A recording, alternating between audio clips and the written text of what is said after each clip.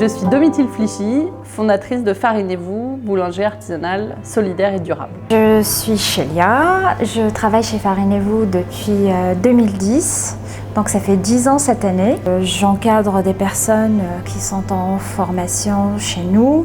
Je suis la responsable des 2 boutiques. Et donc je m'occupe de tout l'aspect commercial et l'aspect social.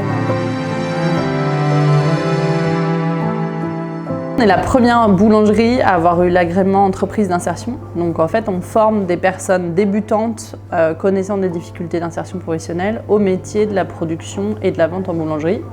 Donc sur une équipe de 15 personnes, on va avoir entre 7 et 8 personnes qui sont sur des postes de formation et donc qui arrivent totalement débutantes mais avec la volonté de travailler dans le milieu et qu'on va accompagner aussi socialement sur la résolution de leurs problématiques sociales pendant de 4 à 2 ans.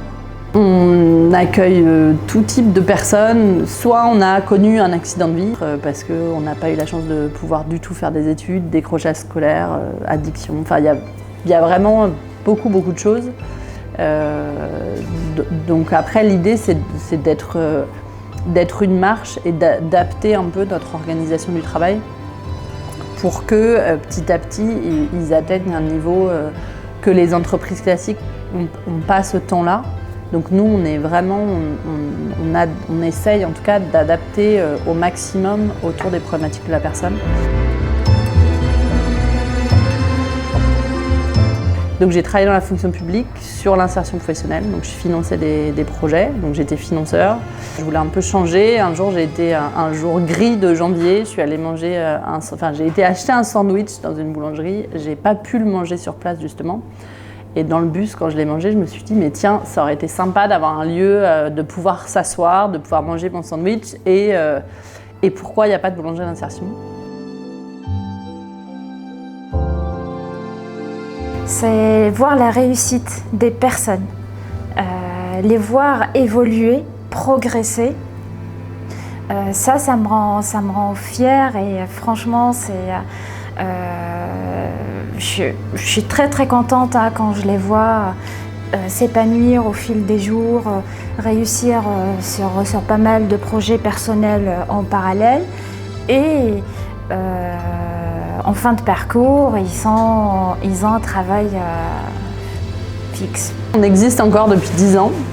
Ça, je trouve que c'est une fierté d'avoir fait un truc, une entreprise qui dure, qu'on soit une quinzaine, que ça devienne petit à petit un projet collectif. On est devenu une coopérative l'année dernière. On a 5 salariés qui font partie de la coopérative.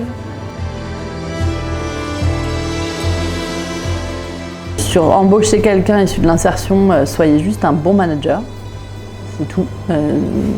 Et c'est énorme, hein. Et on se pose la question tous les jours si on en est un bon.